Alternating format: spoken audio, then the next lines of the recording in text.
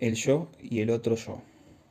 Llegamos la última vez al punto en que nos preguntábamos cuál es la naturaleza de la resistencia. Percibieron claramente que, en nuestro modo de abordar este fenómeno de la resistencia, hay ambigüedad, y no solo complejidad. Múltiples formulaciones de Freud parecen mostrar que la resistencia emana de lo que ha de ser revelado, es decir, de lo reprimido, de lo verdrängt o incluso de lo unterdrückt, suprimido. Los primeros traductores tradujeron Unterdrückt por sofocado, que es muy impreciso. ¿Acaso verdrängt o Unterdrückt significan lo mismo? No entraremos en estos detalles. Lo haremos solo cuando hayamos empezado a ver cómo se establece en la experiencia la distinción entre estos fenómenos. Hoy quisiera conducirlos, en los escritos técnicos, a uno de esos puntos desde donde se instaura una perspectiva. Lo que está en juego, más que manejar un vocabulario, es tratar de comprender, y con este fin es preciso ubicarse en un sitio desde el cual las cosas se ordenen. Anuncié en la presentación de enfermos del viernes la lectura de un texto significativo. Intentaré pues cumplir con mi promesa. Hay, en el centro mismo de la recopilación de los escritos llamados técnicos, un texto que se llama La dinámica de la transferencia. Como sucede con todos los textos reunidos en esta obra, no podemos decir que la traducción nos satisfaga enteramente. Hay inexactitudes singulares que bordean los límites de la impropiedad. Algunas son sorprendentes. Todas se orientan en el mismo sentido, limar las aristas del texto. Recomiendo encarecidamente a quienes saben alemán que se remitan al texto original. Les señalo la existencia de un corte en la traducción francesa, un punto en la penúltima línea que aparece entonces allí sin que se sepa por qué. Para terminar, recordemos que nadie puede ser muerto in absentia o in effigie. La traducción correcta del texto alemán sería: pues hay que recordar que nadie puede ser muerto in absentia o in effigie. Esta frase está articulada con la anterior. Aislada carece de sentido, mientras que en el texto de Freud está perfectamente articulada. Voy a leer el párrafo del artículo que anuncié. Se enlaza directamente con ese importante pasaje de los Studien que ya evoqué, donde se habla de la resistencia encontrada al aproximarse en sentido radial, como dice Freud, al discurso del sujeto. Cuando éste se acerca a la formación profunda que Freud denomina nódulo patógeno, estudiemos un complejo patógeno a veces muy aparente y a veces casi imperceptible. Yo traduciría más bien, o bien aparente como síntoma, o bien imposible de aprender, no manifiesto, ya que se trata del modo en que se traduce el complejo, y es de la traducción del complejo de la que decimos si es aparente o imperceptible. No es lo mismo decir que es el complejo quien es aparente o imperceptible. Hay en la traducción francesa un desplazamiento que basta para producir una vacilación. Continúo. Desde su manifestación en lo consciente hasta sus raíces en el inconsciente. Llegamos enseguida a una región donde la resistencia se hace sentir en forma tan neta que la asociación que entonces surge lleva su marca, la de esta resistencia, y se nos presenta como un compromiso entre las exigencias de esta resistencia y la del trabajo de investigación. No es exactamente la asociación que entonces surge, Nächste Einfall, la asociación más cercana, más próxima, pero, en fin, el sentido está conservado. La experiencia, he aquí el punto capital, muestra que es aquí donde surge la transferencia. Cuando algo en los elementos del complejo, en su contenido, es susceptible de vincularse con la persona del médico, la transferencia se produce, proporciona la idea siguiente y se manifiesta en forma de resistencia, de una detención de las asociaciones, por ejemplo. Experiencias semejantes nos enseñan que la idea de transferencia llegó a ser preferida a todas las otras asociaciones factibles de deslizarse hasta lo consciente, justamente porque satisfacía a la resistencia. Esta última parte de la frase está subrayada por Freud. Un hecho de este tipo se reproduce un número incalculable de veces durante un psicoanálisis. Toda vez que nos acercamos al complejo patógeno, es primero la parte del complejo que puede convertirse en transferencia lo que es impulsada hacia lo consciente, y aquella que el paciente se empecina en defender con la mayor tenacidad. Los elementos a destacar en este párrafo son los siguientes. Primero, llegamos enseguida a una región donde la resistencia se hace sentir en forma neta. Esta resistencia emana del proceso mismo del discurso, de su aproximación, si me permite la expresión. En segundo lugar, la experiencia muestra que es aquí donde surge la transferencia. En tercer lugar, la transferencia se produce justamente porque satisfacía a la resistencia. En cuarto lugar, un hecho de este tipo se reproduce un número incalculable de veces en el transcurso de un psicoanálisis. Se trata sin duda de un fenómeno perceptible en el análisis, y esa parte del complejo que se manifestó en forma de transferencia resulta impulsada hacia lo consciente en ese momento. El paciente se empecina en defenderla con la mayor tenacidad. Aparece aquí una nota que destaca el fenómeno en juego. Fenómeno, en efecto, observable a veces con extraordinaria pureza. Esta nota coincide con una observación que emana de otro texto de Freud. Cuando el paciente calla es muy probable que el silenciamiento de su discurso se deba a la aparición de algún pensamiento referido al analista. Un manejo técnico frecuente, pero que no obstante hemos enseñado a nuestros alumnos a medir, a refrenar.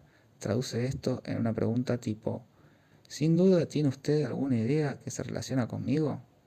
A veces esta solicitación cristaliza los discursos del paciente en algunos comentarios concernientes al aspecto, al rostro o al mobiliario del analista, o bien al modo en que el analista lo recibió ese día, etc. Este manejo no carece de fundamento. Algo de este orden puede ocupar la mente del paciente en ese momento y, al así focalizar sus asociaciones, pueden obtenerse múltiples cosas, pero se observa a veces un fenómeno infinitamente más puro. En ciertos casos, en el momento en que parece dispuesto a formular algo más auténtico, más candente que lo que ha conseguido hasta entonces alcanzar, el sujeto se interrumpe y emite un enunciado que puede ser este: súbitamente me doy cuenta de su presencia. Esto es algo que me ocurrió más de una vez y que los analistas fácilmente pueden corroborar.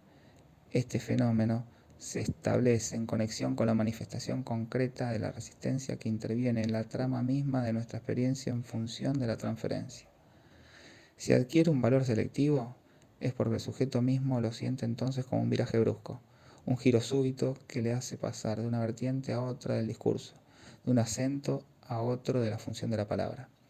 Quise colocarlos de entrada ante este fenómeno bien delimitado, que esclarece nuestro comentario de hoy.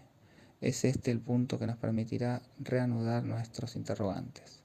Antes de seguir este camino, quiero detenerme un momento en el texto de Freud para mostrar claramente hasta qué punto les hablo de lo mismo que él. Es necesario que se desprendan por un instante de la idea que la resistencia es coherente con esa construcción según la cual el inconsciente está en un sujeto determinado, en un momento determinado, contenido y, como suele decirse, reprimido. Cualquiera sea la extensión que podamos dar ulteriormente al término resistencia en su conexión con el conjunto de las defensas, la resistencia es un fenómeno que Freud localiza en la experiencia analítica. Por ello es importante la breve nota agregada al pasaje que les he leído. Freud pone allí los puntos sobre las íes. No habría, sin embargo, que concluir una importancia patogénica. Es esto lo que les estoy diciendo. No se trata de la idea que nos hacemos a posteriori de lo que ha motivado, en el sentido profundo del término, las etapas del desarrollo del sujeto. Una importancia patogénica del elemento elegido para la resistencia de transferencia. Cuando durante una batalla los combatientes se disputan encarnizadamente la posesión de una capilla o de una granja, no puede deducirse de ello que la iglesia sea un santuario nacional ni que la granja esconda los tesoros del ejército. Tales lugares pueden tener un valor tan solo táctico y servir para esa sola batalla. El movimiento a través del cual el sujeto se confiesa aparece un fenómeno que es resistencia. Cuando esta resistencia se vuelve demasiado fuerte, surge la transferencia. El texto de Freud es un hecho, no dice fenómeno de transferencia. Si Freud hubiese querido decir aparece un fenómeno de transferencia, lo hubiese dicho. El final del artículo prueba que esta diferencia es significativa. La última frase, la que comienza reconozcamos que nada es más difícil en análisis que, se tradujo en francés vencer las resistencias, mientras que el texto alemán dice die Beschwingung der Übertragungsphänomene, es decir, el forzamiento de los fenómenos de la transferencia. Utilizo este pasaje para mostrarles que Übertragungsphänomene pertenece al vocabulario de Freud. ¿Por qué entonces se lo tradujo por resistencia? Esto es signo de gran comprensión, no de gran cultura. Lo que Freud escribió es que precisamente surge allí, no el fenómeno mismo de la transferencia, sino un fenómeno que no mantiene con ella una relación esencial. Por lo demás, a lo largo de todo este artículo, se trata de la dinámica de la transferencia. No examino en su conjunto todas las cuestiones allí planteadas, pues ellas conciernen a la especificidad de la transferencia de análisis, en tanto que la transferencia no está allí como en otros sitios, sino que desempeña en él una función muy particular. Les aconsejo leer este artículo. Lo traigo aquí tan solo como apoyo a nuestro estudio de la resistencia. No obstante, ya lo verán, es el punto pivot de lo que está en juego en la dinámica de la transferencia. ¿Qué puede esto enseñarnos acerca de la naturaleza de la resistencia? Puede permitirnos responder a la pregunta ¿quién habla? Y saber así qué significa la reconquista, el nuevo hallazgo del inconsciente. Planteamos el problema de lo que significan memoria, rememoración, técnica de rememoración, de lo que significa la asociación libre en tanto que nos permite acceder a una formulación de la historia del sujeto. ¿Pero en qué se convierte el sujeto? En el curso de este desarrollo, ¿acaso se trata siempre del mismo sujeto? Henos aquí ante un fenómeno en el que captamos un nudo en este desarrollo, una conexión, una presión originaria, o más bien, y hablando estrictamente, una resistencia. Debemos producirse, en cierto punto de esta resistencia, lo que Freud llama la transferencia, es decir, la actualización de la persona del analista. Señalé antes, extrayéndolo de mi experiencia, que el sujeto la experimenta, en el punto más sensible, me parece, más significativo del fenómeno, como la brusca percepción de algo que no es tan fácil de definir, la presencia. Es este un sentimiento que no experimentamos constantemente. Sin duda, estamos influenciados por todo tipo de presencias, y nuestro mundo solo obtiene su consistencia, su densidad, su estabilidad vivida, en la medida en que, de algún modo, las tenemos en cuenta. Pero no nos percatamos de ellas en tanto tales. Se dan cuenta claramente que se trata de un sentimiento que tendremos incesantemente a borrar de la vida. No sería fácil vivir si, en todo momento, tuviésemos el sentimiento de la presencia, con todo el misterio que ella entraña. Es un misterio que mantenemos a distancia y al que, por así decirlo, nos hemos acostumbrado.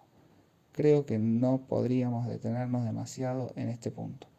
Intentaremos asirlo por otras puntas, ya que Freud nos enseña que el buen método analítico consiste siempre en encontrar una misma relación, una misma conexión, un mismo esquema, que se presenta a la vez en las formas vívidas, en los comportamientos y también en el interior de la relación analítica. Se trata para nosotros de establecer una perspectiva, una percepción en profundidad, según varios planos, nociones como el ello y el yo, que ciertas manipulaciones nos han acostumbrado a plantear de manera masiva, quizá no sean simplemente un par contrastante. Es preciso aquí montar una estereoscopía un poco más compleja. A quienes asistieron a mi comentario sobre el hombre de los lobos, ahora ya tan lejano, hace ya año y medio, quisiera recordarles algunos puntos particularmente impactantes de este texto. En el momento en que aborda la cuestión del complejo de castración en su paciente, cuestión que ocupa una función sumamente peculiar en la estructuración de este sujeto, Freud formula el siguiente problema. Cuando, para este sujeto, se halla en juego el temor a la castración, aparecen síntomas que se sitúan en el plano que comúnmente llamamos anal, pues son manifestaciones intestinales. Ahora bien, interpretamos todos estos síntomas en el registro de la concepción anal de las relaciones sexuales y consideramos que testimonian cierta etapa de la teoría sexual infantil. ¿Con qué derecho lo hacemos? ¿La misma entrada en juego de la castración no implica acaso que el sujeto ha alcanzado un nivel genital de la estructura? ¿Cuál es la explicación de Freud? Dice Freud, cuando el sujeto había llegado a una primera maduración o premaduración infantil y estaba preparado para realizar, aunque solo fuera parcialmente, una estructuración más específicamente genital de las relaciones de sus padres, rehusó la posición homosexual, que es la suya en esa relación. No realizó la situación edípica, rehusó y rechazó. El término alemán es Verwirf, todo lo que pertenece al plano de la realización genital. Retornó a su verificación anterior de esa relación afectiva. Se replegó tras las posiciones de la teoría anal de la sexualidad.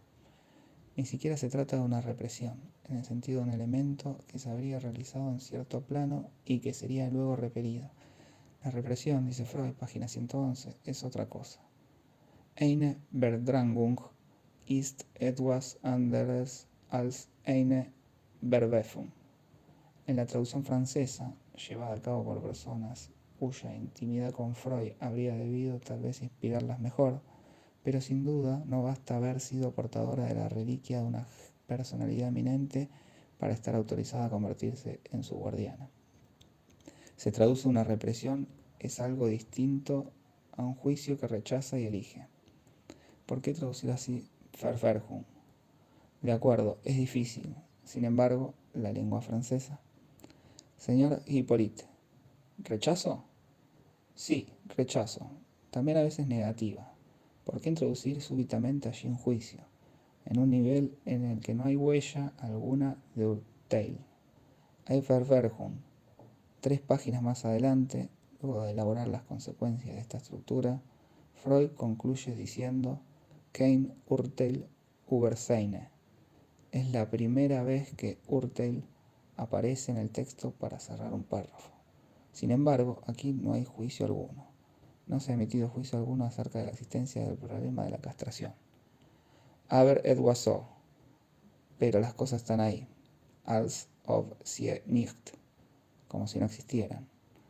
Esta importante articulación nos indica que, en el origen, para que la represión sea posible, es preciso que exista un más allá de la represión, algo último, ya constituido primitivamente, un primer nódulo de lo reprimido, que no solo no se reconoce, sino que, por no formularse, literalmente es como si no existiese.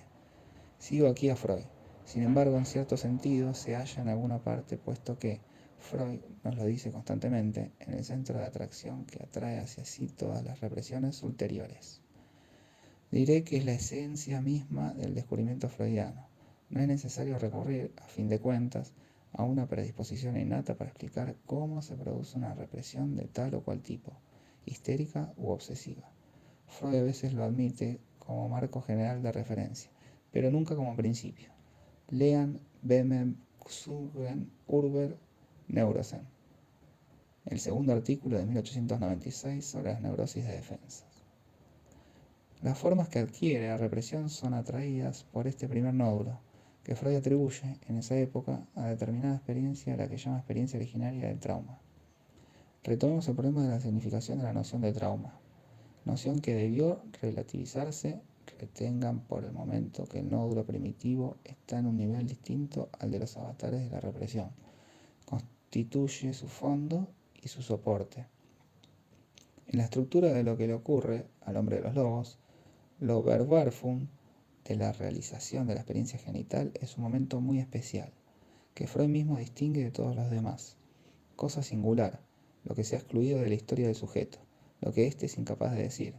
Necesitó del forzamiento de Freud para hacerse accesible. Solo entonces la experiencia repetida del sueño infantil adquirió su sentido y permitió no la reviviscencia, sino la reconstrucción directa de la historia del sujeto. Interrumpo por un momento el tema del hombre de los lobos para abordar por otra punta el asunto. Tomemos la Traumdeutung, el capítulo 7, consagrado a los procesos oníricos. Traumvorbergang. Freud comienza resumiendo las consecuencias que se desprenden de lo que ha elaborado a lo largo de su libro. La quinta parte del capítulo comienza con esta magnífica frase: resulta sumamente difícil proporcionar a través de la descripción de una sucesión, pues Freud vuelve una vez más a todo lo que ya he explicado sobre el sueño, la simultaneidad de un proceso complicado y al mismo tiempo intentar abordar sin prejuicio cada nueva exposición. Esta frase subraya bien las dificultades que yo también encuentro aquí al reconsiderar este problema siempre presente en nuestra experiencia, ya que es preciso, de diversas formas, llegar a recrearlo, cada vez, desde un nuevo ángulo. Freud nos explica que hay que volver a hacerse el ingenuo cada vez. Hay en este capítulo el progreso que nos permite palpar algo verdaderamente singular. Freud enumera todas las objeciones que pueden formularse acerca de la validez del recuerdo del sueño. ¿Qué es el sueño? ¿Es acaso exacta la reconstitución que hace el sujeto? ¿qué garantías tenemos de que no se mezcle en ella una verbalización ulterior? ¿No es acaso todo sueño algo instantáneo a lo cual la palabra del sujeto confiere una historia? Freud rechaza estas objeciones y muestra que carecen de fundamento. Lo muestra subrayando el hecho singular de que cuando más incierto es el texto que nos brinda el sujeto, más significativo es. Freud, que está escuchando el sueño, esperándolo para revelar su sentido, reconoce justamente lo importante en la duda misma que formula el sujeto ante ciertos fragmentos de su sueño. Debemos estar seguros porque el sujeto duda. Sin embargo, a medida que avanza el capítulo, el procedimiento se reduce a tal punto que, finalmente, el sueño completamente olvidado, aquel sobre el cual el sujeto nada podría decir, sería el sueño más significativo. Es casi exactamente lo que escribe Freud.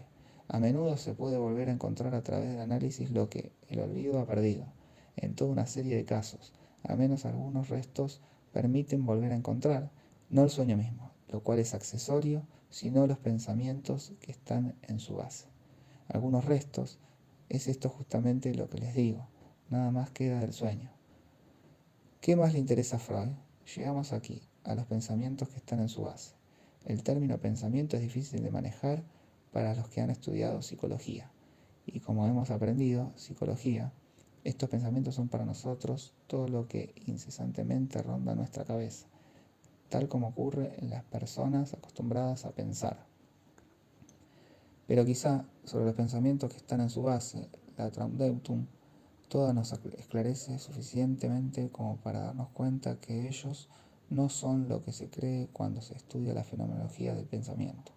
El pensamiento, con o sin imágenes, etc., no es lo que corrientemente llamamos el pensamiento, pues se trata siempre de un deseo. Dios sabe hasta qué punto en el curso de nuestra investigación hemos aprendido a percibir que este deseo circula así como circula la sortija, apareciendo y desapareciendo, en un juego de manos. A fin de cuentas, aún no sabemos si lo hemos de situar del lado del inconsciente o del lado de lo consciente. Por otra parte, ¿deseo de quién? Y sobre todo, ¿deseo de qué falta? Freud ilustra en una breve nota de las lecciones introductorias al psicoanálisis con un ejemplo lo que quiere decir. Una paciente escéptica y a la vez muy interesada en Freud le cuenta un sueño bastante largo en el curso del cual varias personas le hablan de libros sobre el Witz, elogiándolo. Todo esto no parece aportar nada. Luego cambia de tema y todo lo que queda del sueño es canal. Quizá en otro libro figure esta palabra, algo vinculado a canal. No sabe, no entiende bien. Solo queda entonces canal. Y no se sabe con qué se relaciona, de dónde viene, a dónde va. Justamente, dice Freud, esto es lo más interesante, porque no es más que un pequeño resto rodeado de un halo de incertidumbre. ¿Cuál es el resultado? Al día siguiente, no al mismo día, la paciente cuenta que se le ocurrió una idea que se relaciona con canal. Se trata precisamente de una agudeza, una travesía de Dover a Calais, un inglés y un francés. En el curso de la conversación, el inglés cita la conocida frase de lo sublime a lo ridículo no hay más que un paso. Y el francés, gentil, responde, sí, el paso del Calais, lo cual es especialmente amable hacia el interlocutor. Pero el paso del Calais es el Canal de la Mancha.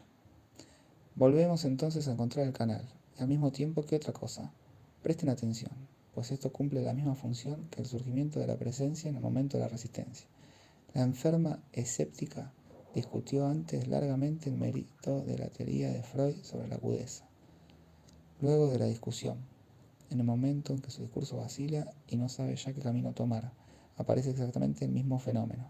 La resistencia tiene presentación transferencial, como decía el otro día Manoni, expresión que me pareció muy acertada, pues hablaba como partero. De lo sublime a lo ridículo no hay más que un paso. Este es el punto donde el sueño se engancha al oyente, pues esto es para Freud. Así, canal no era gran cosa, pero es indiscutible después de las asociaciones. Quisiera presentar otros ejemplos. Dios sabe hasta qué punto Freud es cuidadoso cuando agrupa hechos, y no es casual que en ciertos capítulos se reúnan cosas diferentes. En el sueño, en el momento en que éste asume cierta orientación, ocurren fenómenos que son de orden lingüístico particularmente. El sujeto con toda conciencia comete un error de lenguaje. El sujeto en el sueño sabe que se trata de un error de lenguaje, pues aparece allí un personaje para corregirle. En un punto crítico, hay entonces una adaptación que se realiza mal, cuya función se desdobla ante nuestros ojos. Pero dejemos esto de lado por ahora. Tomemos también, lo elegí un poco al azar esta mañana, ese ejemplo célebre que Freud publicó ya en 1898 en su primer capítulo de la psicopatología de la vida cotidiana. Freud se refiere, a propósito del olvido de nombres, a la dificultad que un día, en una conversación con un interlocutor en el curso de un viaje, tuvo para recordar el nombre del autor del célebre fresco de la Catedral de Orvieto, grandiosa composición que representa los acontecimientos esperados para el fin del mundo y centrada en torno a la aparición del Anticristo. El autor de dicho fresco es Signorelli, y Freud no consigue encontrar su nombre. Otros nombres acuden a su mente. Es este, no, no es este. Botticelli, Boltrafio, no consigue encontrar Signorelli.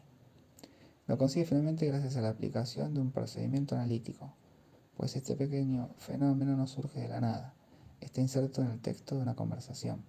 Iban en ese momento de Ragusa hacia el interior de Dalmacia y se encontraban casi en la frontera del Imperio Austríaco, en Bosnia-Herzegovina.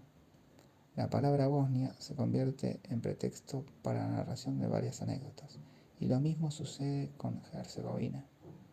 Surgen luego en la conversación algunos comentarios acerca de una tendencia particularmente simpática de la clientela musulmana, que es, desde una cierta perspectiva, primitiva, y que muestra en este punto una extraordinaria decencia. Cuando el médico anuncia la mala noticia que la enfermedad es incurable, el interlocutor de Freud parece ser un médico que practica en la región. Esta gente manifiesta cierto sentimiento de hostilidad hacia él. Enseguida le dicen, Herr, si había algo que hacer, seguramente usted habría sido capaz de hacerlo. Están frente a un hecho que es preciso aceptar. A ello se debe su actitud cortés, controlada, respetuosa hacia el médico a quien llaman, en alemán Herr. Es este el telón de fondo sobre el cual parece establecerse la continuación de la conversación, puntuada por el olvido significativo que plantea un problema Freud. Freud señala que seguía con agrado la conversación, pero que, a partir de cierto momento, su atención se dirigió a otra cosa. Mientras hablaba, pensaba en otra cosa, hacia la cual esta anécdota médica lo conducía. Por un lado, evocaba el alto valor que confieren los pacientes, en particular los islámicos, a todo lo que se refiere a las funciones sexuales.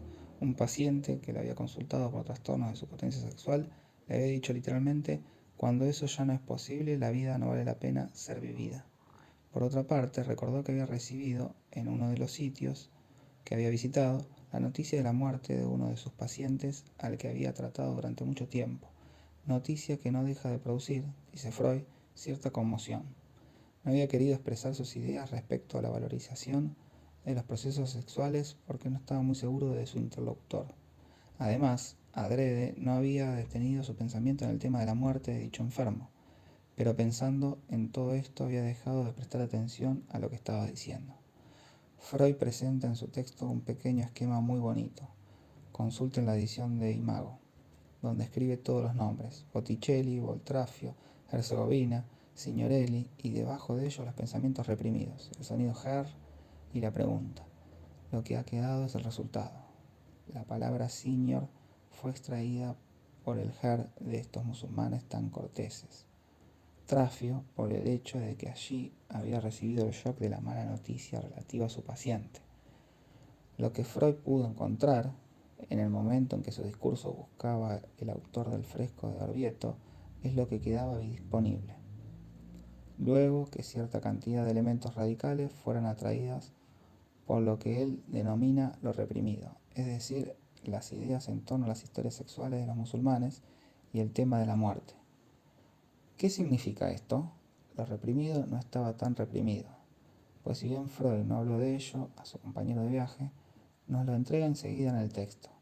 Pero sucede como si estas palabras, bien puede hablarse de palabras, aunque tales vocablos solo sean parte de palabras, ya que tienen vida de palabras individuales, fuesen la parte del discurso que Freud debía verdaderamente dirigir a su interlocutor. No lo ha dicho, aunque haya comenzado a hacerlo. Era eso lo que le interesaba, era eso lo que estaba a punto de decir, pero por no haberlo dicho, arregló enseguida en su conexión con su interlocutor Solo quedaron desechos, pedazos, desprendimientos de palabra.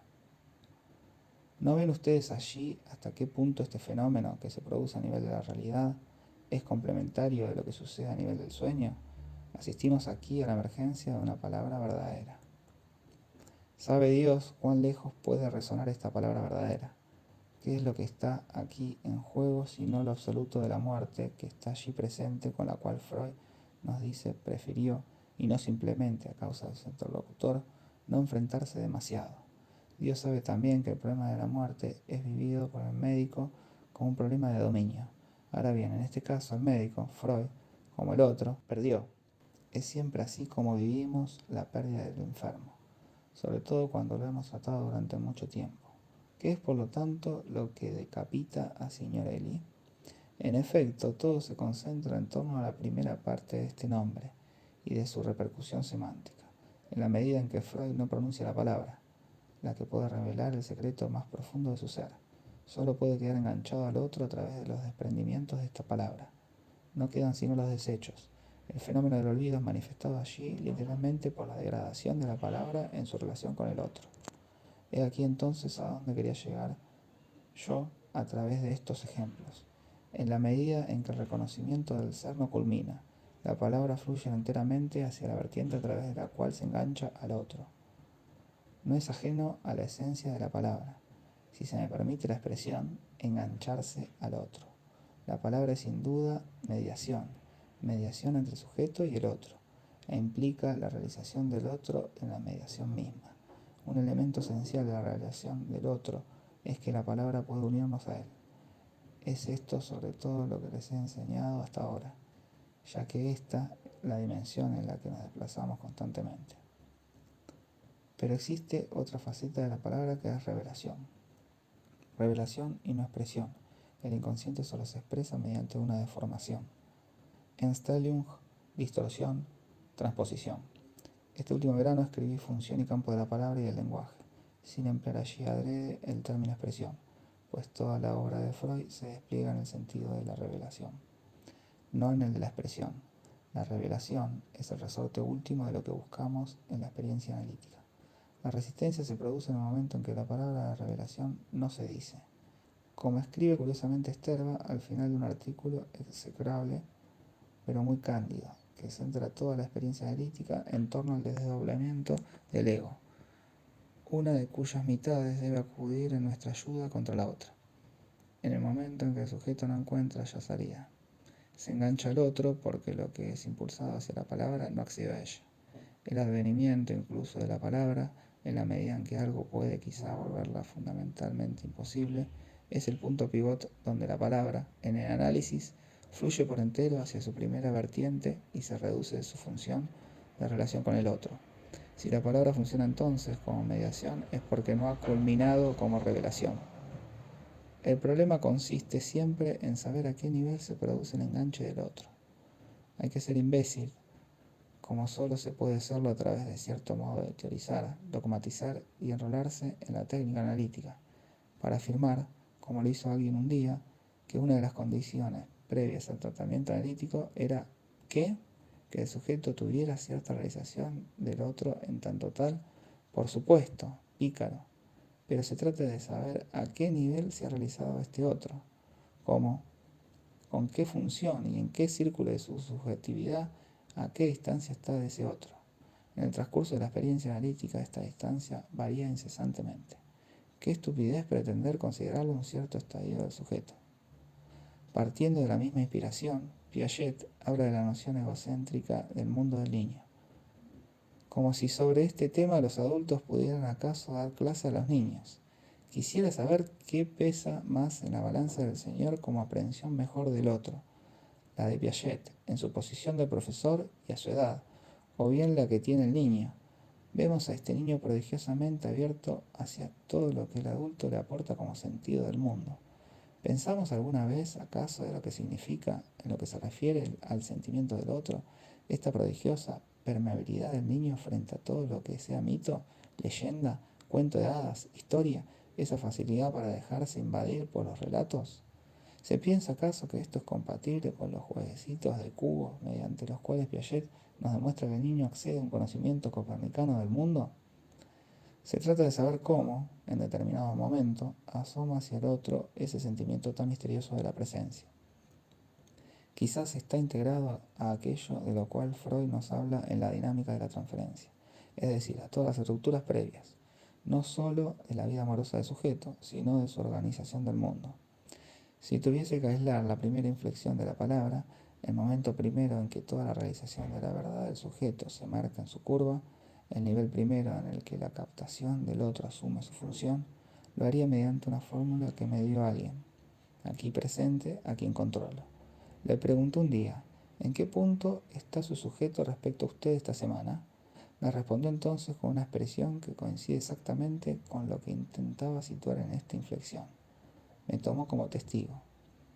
Poco después aparecerá la seducción, y más adelante aún el intento de captar al otro en un juego donde la palabra adquiere incluso, la experiencia analítica nos lo ha demostrado, una función más simbólica, una satisfacción instintiva más profunda, sin tomar en cuenta el término último, desorganización total de la función de la palabra en los fenómenos de transferencia, situación en la que el sujeto, señala Freud, se libera totalmente y consigue hacer exactamente lo que le da la gana. En resumidas cuentas, ¿no nos conduce esta consideración al punto del que partí en mi trabajo sobre las funciones de la palabra? A saber, a la posición entre palabra vacía y palabra plena. Palabra plena en tanto que realiza la verdad del sujeto. Palabra vacía en relación a lo que él tiene que hacer id et nunc, con su analista, situación en la que el sujeto se extravía en las maquinaciones del sistema del lenguaje, en el laberinto de los sistemas de referencia que le ofrece al sistema cultural en el que participa en mayor o menor grado. Una amplia gama de realizaciones de la palabra se despliega entre estos dos extremos. Esta perspectiva nos conduce exactamente al siguiente punto. La resistencia de la que hablamos proyecta sus resultados sobre el sistema del yo. En tanto el sistema del yo no puede ni siquiera concebirse sin el sistema, si así puede decirse, del otro. El yo es referencial al otro. El yo se constituye en relación al otro. Le es correlativo. El nivel en que es vivido, el otro sitúa el nivel exacto en el que, literalmente, el yo existe para el sujeto. En efecto, la resistencia se encarna en el sistema del yo y del otro. Allí es donde surge en tal o cual momento del análisis, pero parte del otro, a saber, de la impotencia del sujeto para llegar hasta el final en el ámbito de la realización de su verdad. Según un modo, más o menos definido sin duda para tal o cual sujeto en función de las fijaciones de su carácter y estructura, el acto de la palabra siempre viene a proyectarse a determinado nivel, en determinado estilo de la relación con el otro. A partir de aquí, observen ustedes lo paradójica que es la posición del analista.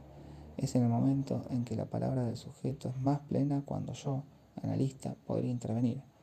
Pero ¿sobre qué intervendría? Sobre su discurso. Ahora bien, cuanto más íntimo le es al sujeto su discurso, más me centro yo sobre este discurso, más me siento llevado. Yo también aferrarme al otro, es decir, hacer lo que siempre se hace en ese famoso análisis de las resistencias, buscar el más allá del discurso, más allá, piénsenlo bien, que no se encuentra en ningún sitio, más allá que el sujeto debe realizar, pero que justamente no ha realizado, y que está entonces constituido por mis propias proyecciones, en el nivel en que el sujeto lo realiza en este momento. La última vez señalé los peligros de las interpretaciones o imputaciones intencionales que, verificadas o no, susceptibles o no de verificación, no son a decir verdad más verificables que cualquier otro sistema de proyecciones. Allí está la dificultad del análisis. Cuando decimos que interpretamos la resistencia, nos topamos con esta dificultad. ¿Cómo operar en un nivel de menor densidad de relación de la palabra? ¿Cómo operar en esa interpsicología del ego y del alter ego a la que nos reduce la degradación misma del proceso de la palabra? En otros términos, ¿cuáles son las relaciones posibles entre esa intervención de la palabra, que es la interpretación, y el nivel del ego en tanto que siempre supone correlativamente al analizado y al analista? ¿Qué podemos hacer para aún manejar válidamente la palabra en la experiencia analítica, cuando su función se ha orientado en el sentido del otro hasta un punto tal que ha dejado de ser mediación, para hacer solo violencia implícita, reducción del otro a una función correlativa del yo del sujeto? ¿Se dan cuenta ustedes de la naturaleza oscilante de este problema? Nos conduce nuevamente a esta pregunta: ¿qué significa ese apoyo tomado en el otro? ¿Por qué el otro se vuelve cada vez realmente menos otro cuanto más asume exclusivamente esta función de apoyo? En el análisis se trata de salir de este círculo vicioso, pero ¿no estamos acaso aún más profundamente atrapados en él, en tanto la historia de la técnica muestra que se ha puesto siempre y cada vez más el énfasis en el aspecto yoico de las resistencias? El mismo problema puede también formularse de otro modo. ¿Por qué el sujeto cuanto más se afirma como yo, más se aliena? Volvemos así a la pregunta de la sesión anterior. ¿Quién es, pues, aquel que busca reconocerse más allá del yo?